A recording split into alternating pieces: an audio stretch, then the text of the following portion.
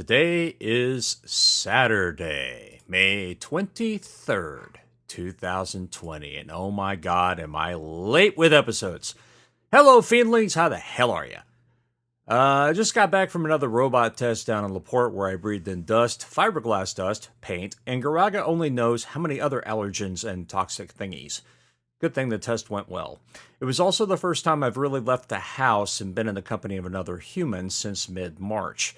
Still not sure how I feel about that.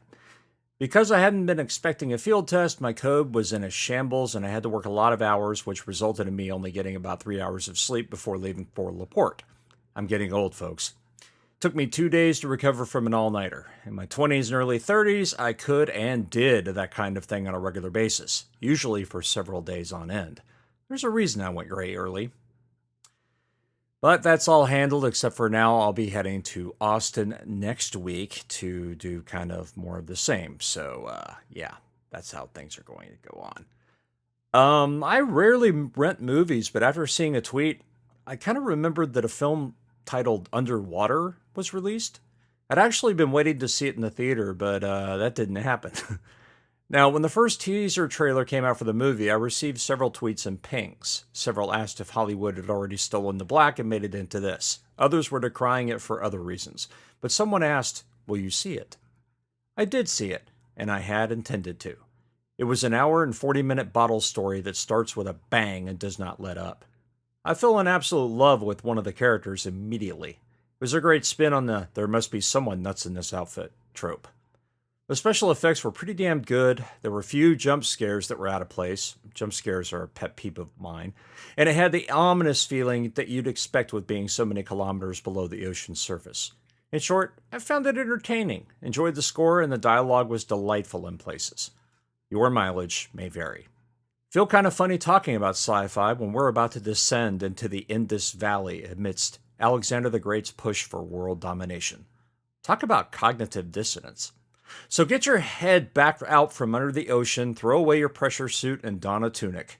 Trade in your spear for a short sword, and let's start wandering through the jungle. Be safe, have a great week, and we'll talk again real soon. Here's episode 5 of Legends of Garaaga. Book 3, Interlopers. 330 BCE. The night had fallen, and Naiad stood first watch. The men had found a small clearing within the forest to camp. There had been no food that night, but none complained. It was as though the lack of a mission and purpose had drained them completely. Naiad held the iron xiphos loosely in his gnarled left hand. His fingers slid across the metal hilt, feeling the scarred surface. How many battles had he fought alongside Alexander with that blade? How many times had his own shield deflected the arrow or spear meant for the king? The young ruler had clapped him on the shoulder after one battle, promising him his own star in heaven for his efforts. That, of course, was before exile. He brushed away the mob of mosquitoes that flitted across his face and watched as Elliston turned over in his sleep, moaning from the fever. The soldier would no doubt be dead in a day or two. Once the fever began devouring the body, the soul followed soon after. In the morning, the soldier might or might not awaken. If he woke, he would slow them down. Naiad wondered if it wouldn't be better to suffocate him before dawn while the others slept. The king of the world, the king of the world, the boy marches, the world trembles. From the king of the world, Naiad whispered. The army had chanted the anthem between battles as they made their way across deserts, mountain passes, snow-filled fields, and through storms that threatened to drown them. The moon had risen over the trees. Naiad stared up at it through the thick cedar branches and sighed. His stomach growled once and then fell silent. With a full moon, game would be sheltered for the night. Elliston cried out in his sleep. He cocked his head to one side, his unkempt bangs dripping down across his forehead. He heard singing. A shiver crawled down his spine. The voice was beautiful, but tinged with remorse, loneliness. The words were in some tongue he'd never before heard. Naiad opened his mouth to wake his men, and then stopped. He felt a pull in his loins. He stepped from the tree line and walked to the riverbank. The song was louder. The moon's reflection rippled on the river's surface. He peered upstream, looking for the source of the sound. No one was there. He turned and stopped. A woman stood waist deep in the water. Long black braids fell past her breasts. Her skin glowed in the moonlight. Her hands massaged her stomach, then slowly moved to wet her breasts. Her head was tilted to one side as she sung the indecipherable words to her song. After another verse, she slipped below the water. With her disappearance, Naiad remembered to breathe. The river gurgled, the gentle current moving steadily. He watched the place where she had been, but she did not resurface. He blinked, rubbed at his eyes, and took a step forward. He raised his foot to take another step, and then slowly lowered it. Naiades. His heart jumped as he shook from an adrenaline surge. Not a woman, he thought. A water nymph. The spirit of the river. Goat shit, he whispered, and let out a soft laugh. Too many hours spent listening to Alexander and his teacher pore over the old legends. Only the Greeks could come up with a different god for everything in the world. He turned to return to the camp and then halted. A gentle breeze rattled the leaves in the trees. The insects had ceased their song as if waiting their turn. For a second, he thought he heard the Naiad's song again, but it was just in his mind. He slowly backed away from the river, his Xiphos held before him out of habit. His foot caught on a tree root, and he fell backwards onto the soft ground. Naiad cursed. The vision of the woman had rattled him. The urge to turn around, to make sure there was nothing behind him, was insistent. He forced himself to rise, eyes still focused on the spot in the river where the woman had disappeared. "Sir?" Naiad flinched, but did not turn his head. The voice was gravelly with disuse and disease. "Yes, Sergeant?" Elliston coughed. "Is everything all right? I thought I heard singing." "I think everything is fine, my friend." Naiad raised himself, sheathed his Xiphos, and turned to face the soldier. "Go back to sleep." "Did you hear singing, sir?" "I heard something." Naiad placed his hands on Elliston's shoulder. "Go back to your rest. That's an order." "Sir," Elliston said, and saluted. The man walked to his place by the fire and lay down. Naiad turned back to the river. The moon's reflection rippled on its surface. The woman in the river never resurfaced. Perhaps she'd never been there at all.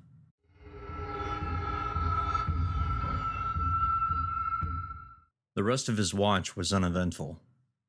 He had leaned against his chosen tree, head bent, listening. The insect song and the occasional night bird chirps were the only sounds in the forest. Elliston's intermittent cough was the only human sound. When the moon was past the high point in the sky, he'd woken Aquila. Naiad had stood a few feet away from the young soldier and called his name in a hissed whisper.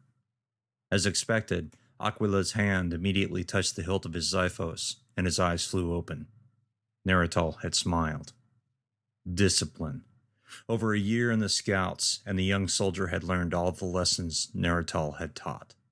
They were merely reflex now. When you hear your name, you will open your eyes. You will be ready for battle. You will be calm. You will listen for orders. Aquila's eyes met his own, and Naiad smiled. He nodded to the scout. Without a word, and almost silently, the young man gathered himself and stood. Aquila saluted. Naiad smiled and raised his hand. He closed it into a fist twice. The scout nodded to him and walked to the watch tree. The night watches in the Indus were always silent affairs. When surrounded by the thick forests and unable to determine enemy forces, it was best to spend the nights as quietly as possible. The men in his command had had to be trained to understand the difference between night watches in the Indus Scouts versus those of the army. Alexander's battles rarely required stealth. They were fought in open fields where the blood of men stained and soaked muddy ground or tall grass. The sounds of cavalry horses trampling soldiers, steel on steel, the cries of the wounded and dying, and the battle screams of soldiers were the background to every battle. Even night watches were noisy events, as the servants and slaves cooked food, fixed broken blades and shields, mended clothing, and provided sexual solace to their masters. When Nerital had been tasked with forming the scouts, he'd invented a series of hand signals to communicate with his men. When spying on their enemies, the scouts needed to know how many combatants were in front of them, where they were, and how well they were armed. Nerital had written down all the possible situations that might occur, eliminated the unlikely, and then created signs for the most common.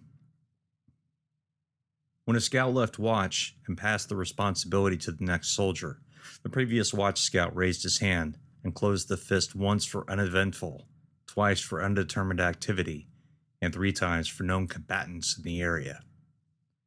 When on the march, another group of signals was used. Nerital had made the men study and practice those signals before he and his scouts left the army and began their journey into the Indus.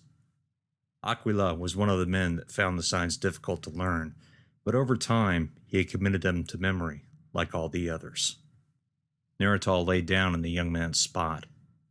He unsheathed his xiphos and gently curled his right hand around the hilt. Rolling over on his side to face away from the fire, sword at hand, and easily accessible, he closed his eyes. Sleep was a rough lover. After so many months of traveling, his forces dwindling until their ultimate exile to the wilderness, sleep had become his only solace. The laughter his soldiers had once shared had died along with their morale. Since exile, his remaining soldiers rarely said anything. When they did speak, their voices cracked from disuse. Even smiles were rare. Nerital could still see the look on Alexander Zeus Amon's face when he growled the word exile. After all the death and blood and war, the only emotion he felt at the cold stare in his king's face was relief. He and his 3 men, the last of the Indus scouts, were banished from the king's eyes forever. He and his 3 men left to wander and find a home beyond Alexander's kingdom, although Nerital doubted Alexander would look for the scouts. The king would no doubt have other things on his mind. They had stumbled into the camp after months of being on their own, living off the land, fighting the trembling natives only when forced, and dying from the elements and the diseases the foreign country had to offer. They had originally numbered 30. Nerital had handpicked the 30 men from Alexander's vast army. He trained them, he beat them, he loved them like brothers, and each death had taken something from him. So when Nerital, the king's formerly most trusted Hypatia, walked into camp with Aquila, Darian, and Elliston, his 3 surviving scouts, there was nothing left the king could rip from him. General Craterus ensured Nerital and his men were well stocked before they turned their backs forever. Now, weeks later, their tunics were torn and ravaged with grime. Elliston was already fevered and on the verge of collapse. Nerital knew they would soon be 3. Elliston would soon find peace. Nerital wondered how long before the gods would give him peace and a place to rest. After Alexander finished conquering the Indus, would his army keep singing, or would they finally mutiny, demanding to go home? Nerital smiled in the darkness. Alexander may not have noticed the disgruntled expressions on his soldiers' faces, but Nerital had. The king's army would not stay forever by his side. One day, that might even slay their beloved monarch, the man who thought himself a god. As Nerital began to drift, he remembered the woman standing in the river. He remembered being aroused and afraid at the same time. He pushed the image from his mind. It was a dream, he told himself. Just a dream.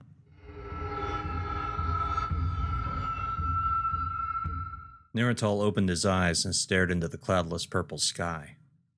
Dawn glowed on the eastern horizon, but the sky above was still dark, the stars beginning to fade into nothing.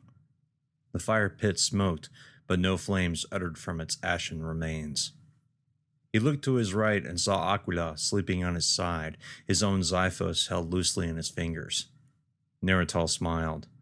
The boy may have learned his lessons slowest of all the scouts, but he'd learned them better. Even Elliston hadn't managed to learn that one very well. The older soldier's sword was frequently half a foot away from his hand. He swung his head to see if Elliston had remembered this time. The man lay on his side, the Xiphos 2 feet away from him. Nerital shook his head. "Sickness," he whispered, and rose to his feet. "Sir?" Darian's voice whispered. Nerital swiveled his head toward the watch tree. The gray-bearded soldier swatted an insect with his free hand. His bare chest was lined with deep red scars from Alexander's wars. The man should have died long ago, but somehow always found the strength to march to the next battle. "Report." "Nothing, sir. Aquila indicated you'd seen something on first watch." "Was a dream, I guess." Darian smiled. "Don't tell me you fell asleep, sir." "Not at all. At least not that I'd admit to you, soldier." Darian saluted. "Sir." Nerital grinned. "Wake up the men, Sergeant. Let's go get some breakfast." "Aye."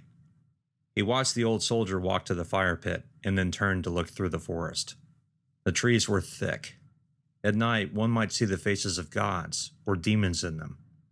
"We're old friends," he whispered. Nerital walked out of the tree line and to the riverbank. The water was dull and lifeless without the sun shining down upon it. He looked east. The horizon glowed as the sun began its march into the sky. It would be another hot day. With luck, it might rain. He removed his clothes and tossed them in a pile near the bank. Bathing and fishing in the river was the only way to keep cool. Since their exile and leaving the mountains, the weather had grown warmer and warmer. The scouts were used to desert heat. Nerital would have welcomed it. Instead, the air always felt as though it would rain, even when it didn't. Coupled with the harsh sun, it made the heat unbearable. As they followed the river west, wading into the water, cooling their burning feet and bodies, was a 3-time-a-day routine. Nerital, unlike his scouts, always started his morning with a dip. Once in the river, his skin cooled. He walked forward into the deeper water, letting the current wash over him. He slowly lowered himself until the water was just beneath his nose. Downstream, a single boulder rose out of the water. Nerital chuckled. No woman singing last night. Just a hallucination. Moonlight bouncing off the gray and white rock. But the singing. Had he heard that song before? Perhaps as they had watched Indus villagers go about their day. Or was it something older, from childhood? Nerital blew water from his nose and waded down toward the boulder. The current was slow, but moved him along just the same. Fish jumped, and he smiled. There would be a good breakfast when Aquila shrugged off sleep and broached the water. As he neared the boulder, he frowned. Long scratches covered its surface. Nerital reached the rock and ran his hands across the narrow grooves. The sun had finally crawled over the horizon, casting enough light to make flecks of quartz sparkle in the marred rock. "Sir!" Nerital turned back upstream.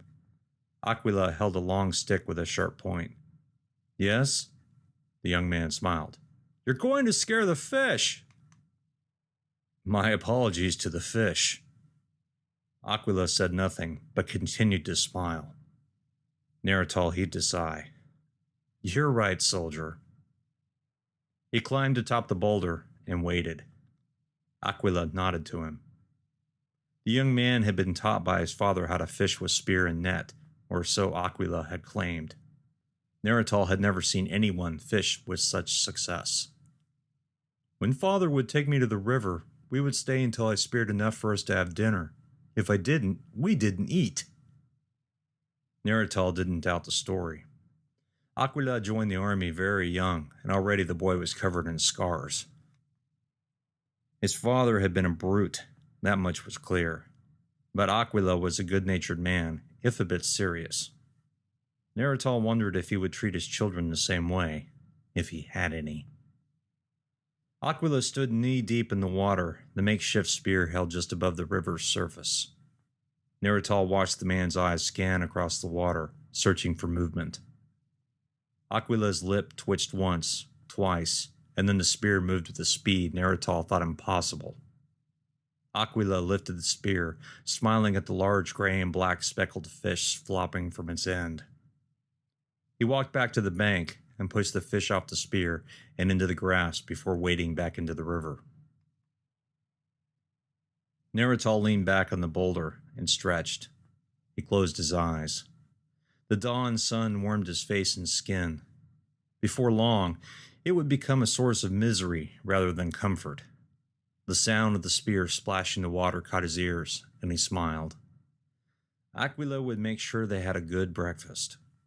With Elliston's pace slowed by his fever and cough, they hadn't been able to travel as far per day as Nerital had wanted. If they could follow the tributaries to Lothal, they could get transport from the Indus to Ur. From there, Nerital frowned. The king might not return from the Indus for months or even years. They could return to Babylon and decide their future course from the great city. But if Alexander's anger had turned to spite, the king might have sent messengers to Babylon and informed the magistrate of their exile. Where else might Alexander send messengers? Egypt? Macedonia? Nerital shook his head. Nowhere would be safe. Fleeing from civilization altogether was the only safe course. Death would be better, he whispered. Sir? Nerital didn't bother opening his eyes. Yes, Aquila? I have 4 fish. You have done well. If Darian hasn't stoked the fire, explain to him my displeasure. Aye, sir, the scout chuckled. Darian would have started the fire the moment Aquila headed for the riverbank. The old scout knew the routine. Nerital didn't have to tell any of the men his expectations. They knew what to do. Another swim, wash clothes, or sit here and ponder until morning meal. Nerital opened his eyes and stared upstream.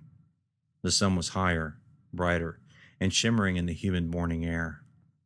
Swim, he thought. He turned to climb off the boulder and stopped. There was a gap in the tree line next to the boulder. The forest floor was clear of ferns and other night plants. A path? Nerital asked himself. He blocked the sun from his cheek and allowed his eyes to adjust. Yes, a path. The tree canopies were dense enough to make the path look like a cave entrance. They hadn't seen bear signs since leaving the mountains, but the claw marks in the boulder, the well-worn path through the trees. He looked down at the boulder and traced the grooves. No bear could do that. Nerital dropped off the boulder and back into the water. He walked across stones in the silty river bottom and into the deeper part of the river. He submerged and swam upstream. Fish jumped and moved around him.